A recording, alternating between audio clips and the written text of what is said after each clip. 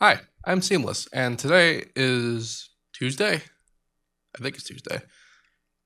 Yes, it's Tuesday. Today is Tuesday, which is why I'm doing this video, because it's time for a new FL Basics tutorial. This one is going to be about the channel settings window, and lots of things that you can do with it.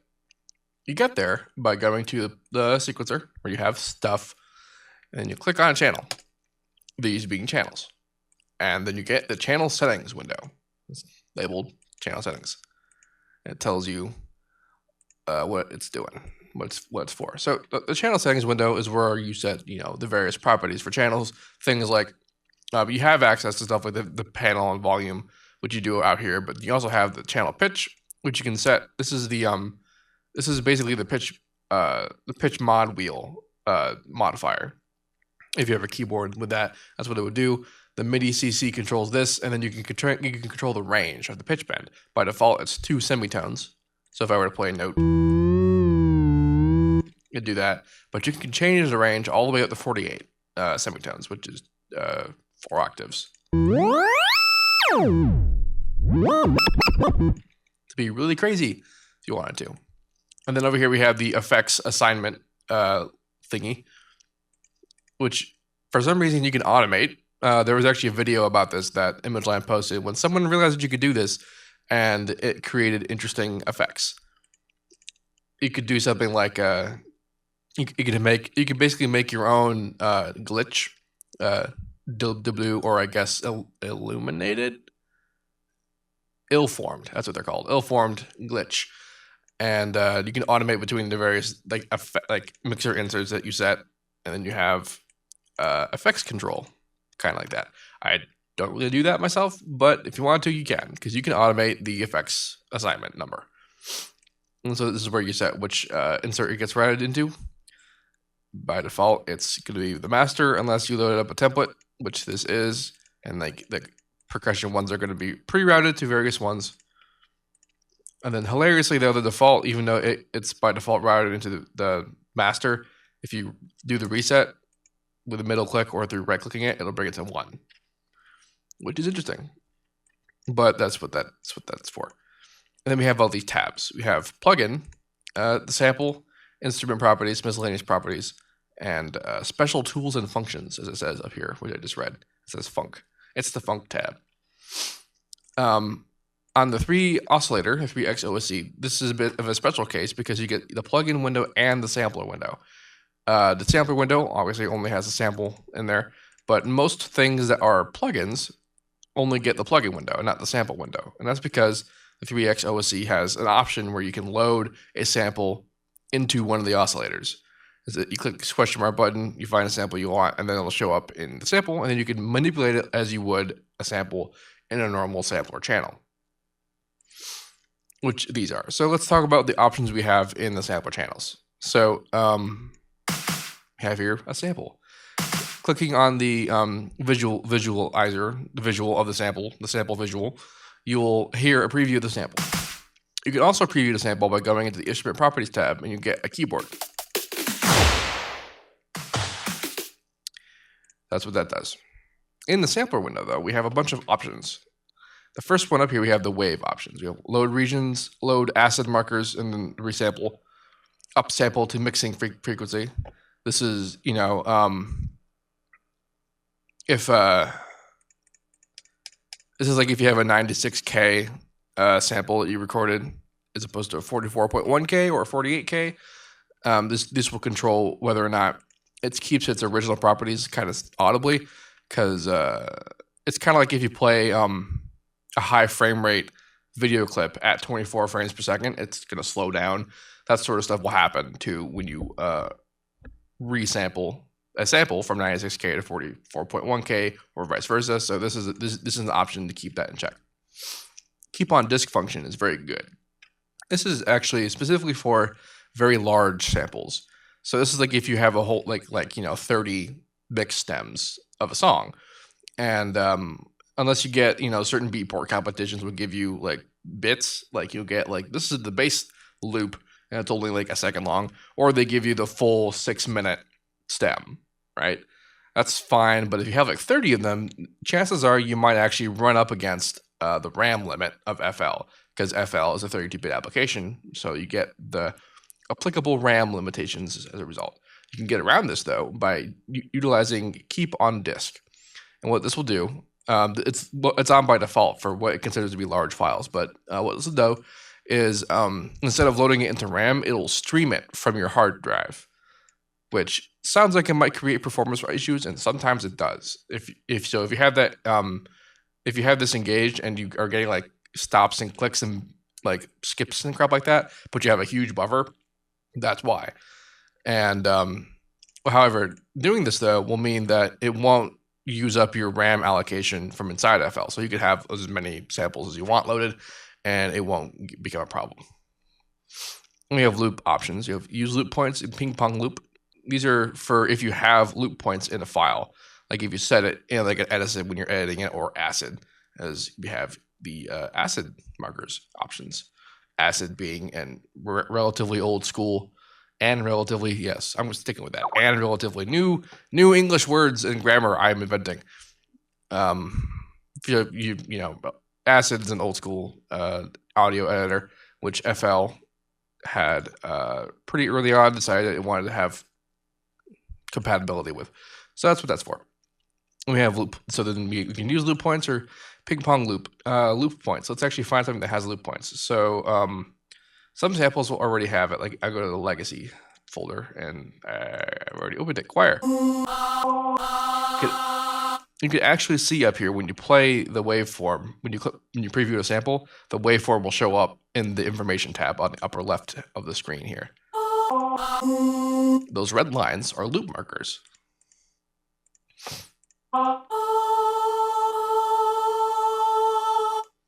And here they show up as loop markers. And so we have, it's keeping on disk for some reason. It's loaded the regions and it's resampling. I sneezed.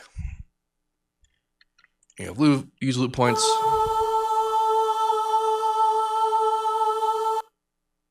Notice that it didn't loop just then. And now that I have it engaged, notice that it also stops playing when I let go of clicking it, which it wouldn't do normally.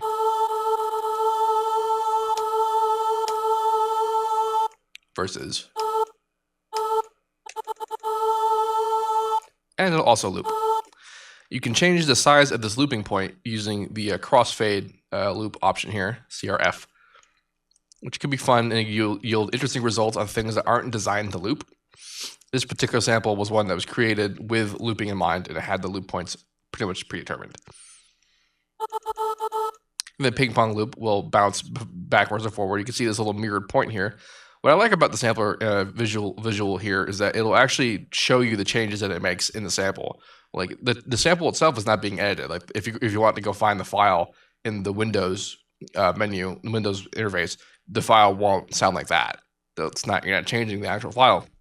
But the visual here will approximate what's happening to the file, so that you have a better understanding of what the file, like the sound, will look like if you were a visual person. And if you may have noticed, FL is a pretty visual audio editing thing. It's a DAW, digital audio workstation. It's pretty visual in how it deals with things, which I personally find it work better. Which may or may not have been because I've been using it for 9 years, but that's how I work. It's how I roll.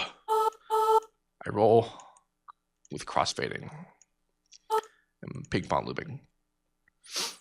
And so here we have declicking options, which are useful for playing itself and all that sort of stuff. Because sometimes you get a sample that if we were able to zoom in, we would see that it didn't end on a zero cross point. It ended with some amplitude, and that means when it stops, it would click. So these are ways of dealing with that. We have various options. Choose one that works the best. And then we have time stretching.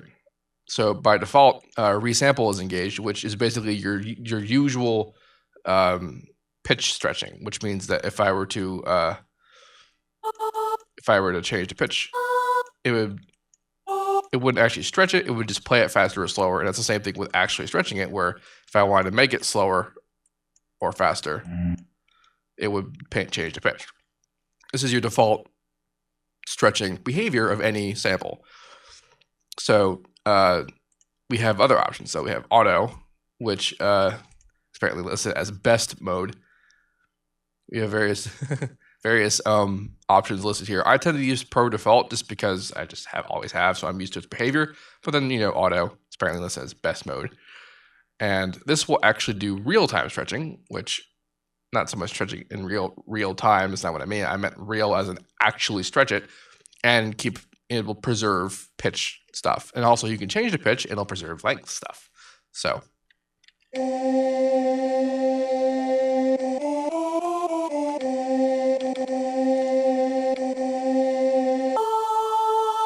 And for some reason, I had changed the root note. Didn't mean to do that. You can do that in the instrument properties. I'll explain that in a bit. But that's why when I played C5, it was oddly the wrong pitch.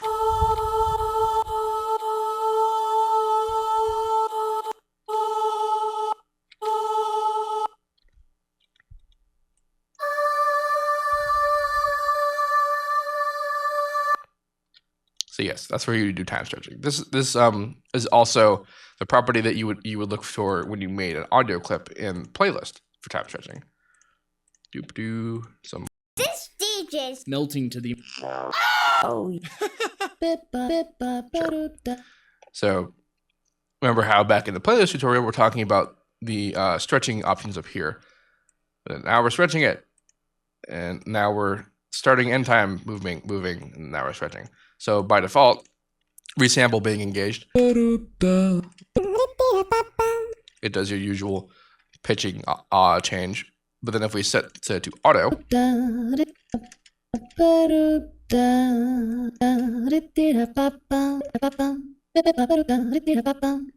and such.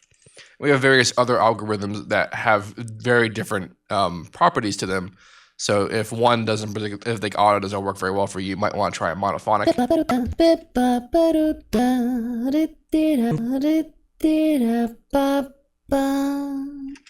which has subtle but important differences in how the stretching affects your sound. Play around with that, and eventually you'll learn how to use or when to use which algorithm for what purpose, kind of deal. Largely though, auto will probably be fine for all what you want to do. Pitch will change pitch, time will change the time, and multiplier will sort of increase your choices in either direction, kind of deal. So that's what that does. So that's how it works for audio clips in a more visual way, but that's also what it does from the sampler when you're using samples. Then we have various pre-compute effects. We have remove DC offset, which there's none in this sample, so it's not really going to apply. We have normalize, which will make it will make the peaks move down to 0 dB, which is not the same as what you might have expected it to say, which is to say that it makes the peaks, it makes the loudest peak at 0 dB, which is what it does. It doesn't just increase the volume of everything, because FL playbacks internally at 32-bit floating point, which means that you could have peaks quite a bit higher than 0 dB. And while it may sound like it's clipping, data-wise, the actual file, the peaks are still there. They're preserved, which means you can turn them down, and it won't just be quieter distortion. It'll actually it'll play it lower than 0 dB. So if you had a 32-bit file, which this one is, you see right there, it says 32-bit, and that also indicates mono. If you have a 32-bit file, and your peaks are above 0 dB, and you hit normalize, it'll actually make it quieter. It'll bring that peak down to 0 dB. So that's what normalize does. It brings the highest peak to 0 dB, which can work both ways. We have reverse, which does the obvious. Swap stereo, which means the right will become left, the left will become right. Dogs and cats will become friends. We have fade stereo, which is kind of like a crossfade stereo. Pretty straightforward.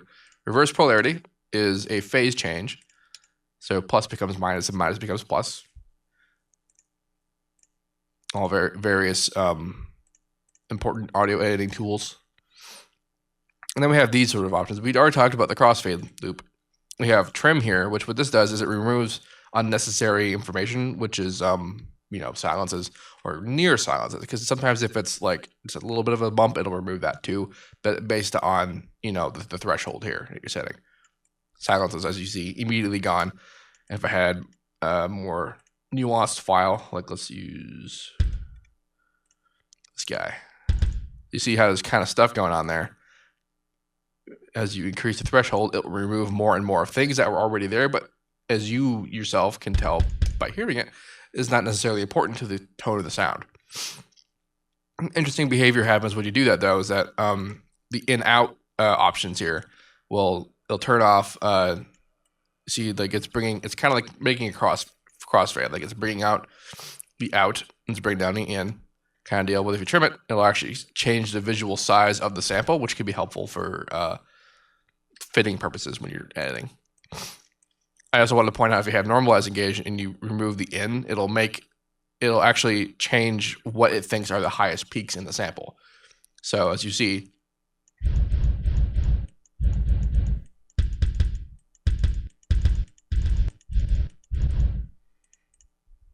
that can be a kind of interesting effect. Pogo is also another interesting effect. What it basically does is it changes the pitch envelope to be, it goes like pew, boo kind of deal. Pogos. It's just a weird effect. You can just mess with that and really find for yourself what that does for each individual sample, because it's very different kind of a presentation depending on the sample that it's messing with. We covered basically the whole sample side. I forgot the most obvious thing. You can load samples by clicking on this button here and actually manually finding the samples, or you can change the focus of samples that are loaded into the RAM kind of deal. And then of course you can do what I usually do, which is go in here, find samples, click and drag, or right click, open a new channel, or open a new, all these options you have. The channel that opens in by default is a sampler channel. So open a sample channel basically does the same thing. Granularizer channels are cool, slicer, and then slice X. Slicer is it's an auto slicer tool where you can play individual slices, and slice X is slicer only better. A pitch editor and an audio editor. Audio editor is Edison, and pitch corrector is Newtone. Kind of deal. So that's useful for if you're editing, vocals and stuff. It's handy. Eventually, I'll do a Newtone tutorial. There was a new one with FL11, so they could do neat things. So okay, now we have covered the whole first page. Next page, the instrument properties tab. So if you're familiar with using Citrus, this might be familiar to you, the way that this sort of tabs architecture. And the way this is that there's various tabs, and then in the tabs there's various modifiers that apply to the parameter that is the tab. So here we have volume, and then we have disabled. Everything is disabled by default. Disabled a envelope that we can use, which is not very obvious on a drum.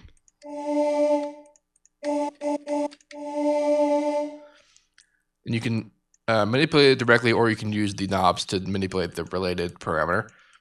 We have time and tension as different tabs. So like time does directly time, and tension will modify the bending, either exponential or logarithmic. And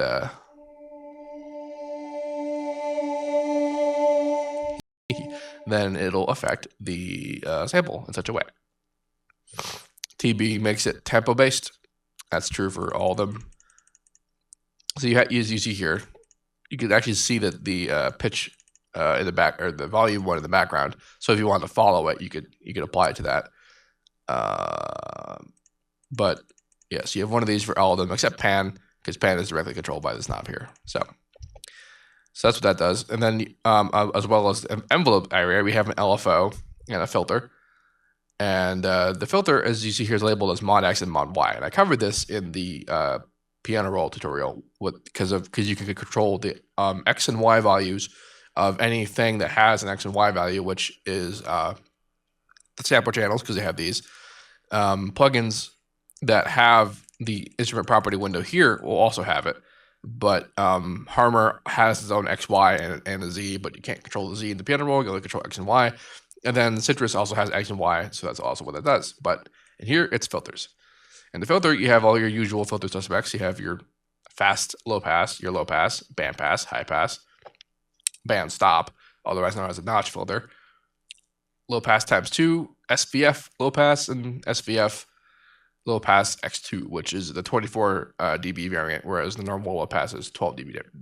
So what that means And the LFO are very simple. You have your various shapes. You have your attack that you can use. Then you have an amount, which is by default its center, which is 0. Then you have positive and negative amounts, which will change the polarity of the LFO itself. And the speed, pretty obvious. And then delay, which can be visually represented, just so you understand that how it'll be applied. And tempo based, and then global retrigger, which means that the LFO will keep running in the background when it's engaged, so that when you hit the note, it'll start wherever the period is. But if you have it off, it'll restart the period every time you hit a new note. And then we have the preview keyboard. This is pretty much here for everything, even things that are plugins. Plugins get a preview even if it's on the plugin. And here, the keyboard, and when it's also here as well, you see how, remember earlier I changed where the root note was. Root note was usually by default on C5, but if you right click, it will change where the root note is. And then if you click somewhere, what this does is it sets the range, the audible range of notes. It's not audible, now it's audible, and now it's not audible. If you double click, it'll cancel one side, then cancel the other side. And if you want to rearrange it to be the whole thing, just drag all the way to one side, because even though we can't see it, if you click and drag, it'll still actually be hitting the keyboard. That's also true for the notes.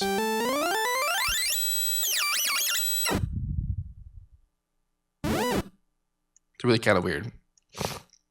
But dragging all the way one direction and then the other will eventually cancel it out to be the whole keyboard. That's what that does. Now, one very useful reason for the root note changing and the range adjustment, I guess, is a kind of a trick you could do before the FPC became a thing. And this was so you could edit drums in the piano roll but still have them in the sequencer. And you, like, say I have my layer channel now. And the way that the layers work, I discussed in the sequencer tutorial, which is this thing. But it has, all three of them. That's not his drum, but let's do the hat and snare, right? Set so now they're playing, every net will play both of those at the break pitch, right? So what I can do is I can go in here and I can set these to be set to general MIDI. So our hats are by default this note. And so now I've made that note the root note, so that means it's going to play it at its original pitch, which is what C5 usually means in terms of the sampler world, is that C5 will play the original pitch it's meant to play. And then plus or minus that will change the pitch. So now C5 is whatever this note used to be. And I can also then click on it to set the range to only that note. And you see the zone is now set on F#3. And so this means that when I hit the layer, it won't actually play that sound until I hit that note. I can do the same thing with the snare. I'll set it to D. And so now I have the general MIDI layer. This is still useful. Like, you might be thinking, well, why would we do this if I have FPC? Like, there's no reason to do that. And the reason is because, say I wanted to layer this in with Superior Drummer or any kind of like sampler engine that's not from FL Studio. Like, I wanted to use Battery 3, or I wanted to use Steven Slate drums, BFD, Contact. Any of those, anything that uses general MIDI to arrange the drums, what you can do is you can put that in the layer. You can layer it in there with whatever samples that you want to use externally, and then you can set these guys to be root noted where the layered instrument is supposed to be, and then range it to be just that note, so that like, say you wanted to use the kick and the snare from Battery, but you like the hat sample that you had, or you had some crashes. Well, then you can create for yourself a layered instrument that will root note at the correct place and then range it at the right place, so that it won't interfere when you play the notes that are from Battery 3 versus playing notes that are from the just samplers that you have. And that's what that's for. One day I may make a tutorial to do specifically what I just described, but that should give you an idea for now. So I'm going to put this back to C5 and range it correctly, and also remove this layer. I don't need it. Yeah. So that's everything to do with this window. Then we have the miscellaneous window, miscellaneous properties. Over here we have layer multipliers, or level multipliers. says levels. And what this does is it will increase or decrease the value of whatever you set on the main values, more or less. So if you want it to be louder than that, you can actually make it louder than that. Quite a bit louder, actually. Same thing with this. You can just change it one way or another. And this is handy for like if you have automation going on like here, but you want the overall automation's force to increase or decrease over time. You can do that in the automation clip, and I'll cover that in the automations tutorial. But you can also change the levels multiplier, and it will increase or decrease overall while you have detailed automation happening on the original parameter. So that's what that's for. And then we have the cut function. So cutting is interesting. So what this does is it means is right now it's set to I believe it'll cut itself. We're using a very short sample. And this is looping. Okay. So the default setting of having nothing set means that it won't cut anything at all, including itself. Now, what does that mean? It means, as you may have just seen what I just did there, playing a new note it'll trigger a new sample, but the old one will continue to play. It'll continue to play the old note. So that means that if I played a whole bunch of notes, it'll actually continue to play the notes. But what if I don't want to do that? What if I want to play legato? Well, you do that by making it cut itself. And right now, it assigned it to the nearest unused group. And that setting is set already. Like there's various things that they're all cutting themselves. And that group is based in what's already in the playlist or the sequencer. And you saw that there was 99 maximum cut groups. So now it's when you play a new note, it'll stop the old note. And so that's what happens when you have it cut itself. But you can also have it cut other things. So you see here, this one will cut which group, it'll be cut by which group. So what group, this one will say what group is going to cut this sample, and then what group is this sample going to cut. And what it means by cut, it means that when this sample is triggered, it will stop the other sample. So this is useful for like the usual open hat, closed hat relationship. You can make, I can actually just demonstrate this. You can get an open hat somewhere and also have a closed hat. So this one, I'm going to make, this one, as you see, they're already in their own groups. So this one, this is the open hat. Yeah. I'm going to make this one cut number 6. And it's also cut itself. So Beep.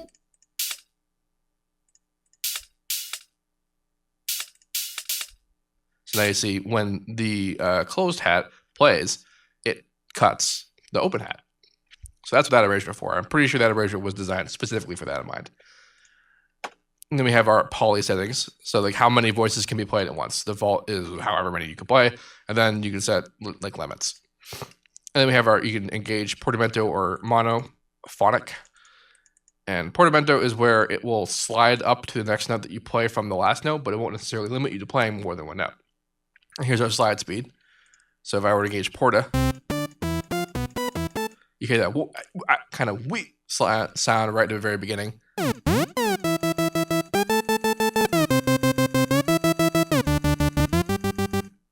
what that does. And then mono makes it so that only one note can be played at once.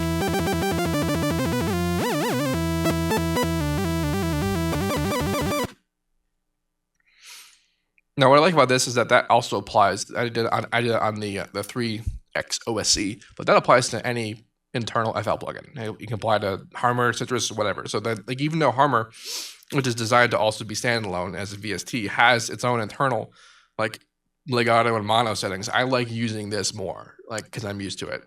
I'm used to its behavior. So that's what that does. And this is the information that we get from where the root node is, and what this does is it enables its behavior to be changed by the master pitch, which is up here, master pitch. Now, this is useful because you could, by default, it's always on for everything, but you see it's also on for drum samples. So this means that if I were to write a song in C or whatever, I could transpose it up, or down whenever I feel like. but it will also pitch change the drum samples that have this enabled. So you can disable that for drum samples, and it will stay the correct pitch.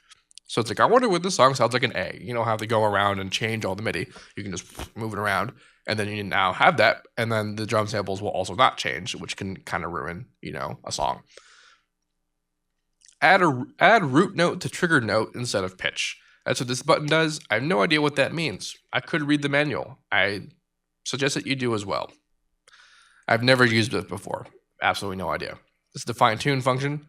You'll change it any number of individual semitones, I think is what that means. Yeah. And now the fun tab, also known as the funk tab. This is the functions, sort of special tools and functions is what the information tab says. So this does lots of cool things. We have echo delay in fat mode with a bunch of presets. And echo, so this is fun because echo delay it's a delay. It's a usual delay kind of thing. It has feedback, panning and filtering, which is what mod X and mod Y does. I'm pretty sure this controls the filter from the instrument property settings, and then also pitch.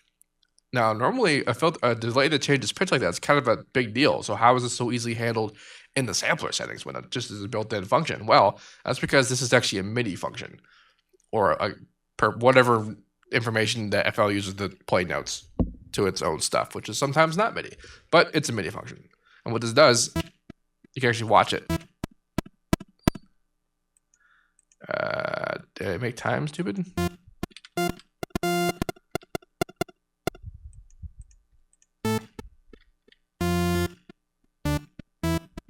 I may have changed something important.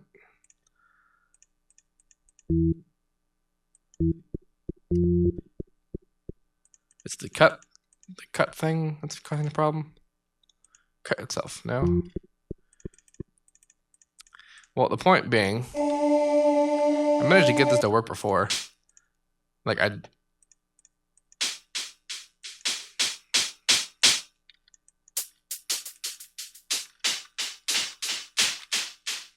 it's also not doing what I'm trying to get it to do, which is to illustrate what's happening, is because when I got it to work the way I want it to work, you could actually see it re-triggering the notes and delay. And this is because what this is doing basically is playing more notes, like manually.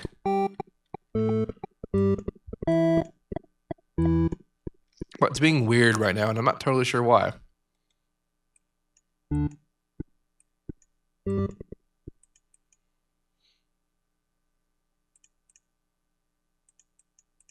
Yeah, but anyway, that's what that does. It's a delay. It's about a delay. You can do lots of cool things with it. It's pretty straightforward. You see, I turned the feedback up really, really hugely, and it was just like, oh no, it's gonna get really loud and like pile on too much. But how many times it echoes is actually a controlled amount.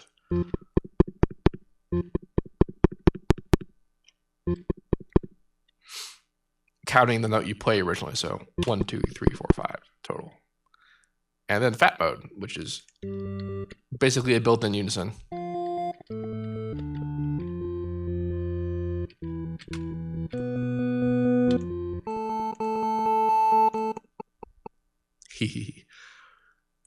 Now, the real fun is the arpeggiator window here. So this thing I use a lot, and this actually does work on third-party stuff because, again, like the delay, so that works too.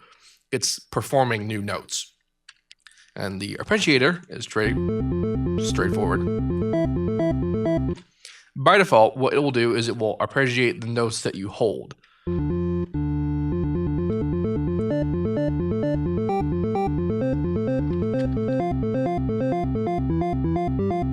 And also change in real time when you add or remove new notes. So that's what this auto sustain setting means. In order to turn on the arpeggiator, you have to first give it a direction, and by default it's off. You have direction, you have up and down with a double note on top and bottom, and then random. That's what these directions are. And then we have our time control.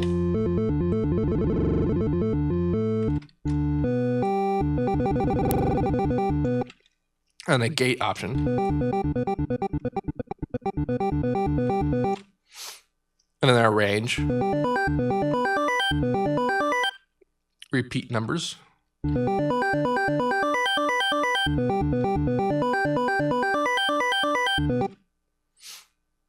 And the slide option, which is kind of like it slides up and down in between the notes. And then we have different kinds of chords. It says chord. And so auto sustain is what it was. Auto is another option. And then none will actually arpeggiate a chord if you hold it. But then we also have a whole bunch of other chord options. Like I'll just play a 7 chord. Now these are pre-made chords where if I play a single note, it'll play that chord, and you can automate these values, by the way. And a way that I would suggest doing so is that, I mean, this will be range, this would be 0, and this would be max, and then so trying to calculate that with an automation clip might be kind of hard. But what you can do is you can copy individual values. So if I wanted to automate this, create automation clip. So I want to start with 7 add 11. I would copy value, paste it here, and also paste it here. And then I want to do just a normal 7 chord, I guess. So back to 7, right? Copy value, and then paste value, put it over here, paste value, and paste value. So now this automation clip will switch in between those two values. And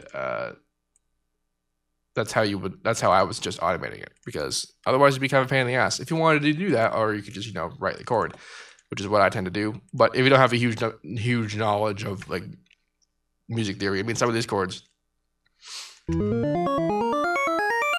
are interesting, to say the least. And we also have scale options, which are moded all out the wazoo. But I typically tend to stay for auto sustain.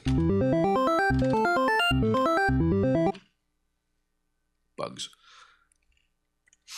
And so we have some volume and keyboard tracking for various parameters. We can actually set to velocity track your filter settings, and also keyboard track your filter settings. So like higher values or lower values will have different filter values. Same thing with panning, and then middle value sets where the center of the automation, like max and min in the middle, sets where the middle value is on the keyboard. Pretty straightforward stuff. And then we have our time option, which changes individual note properties.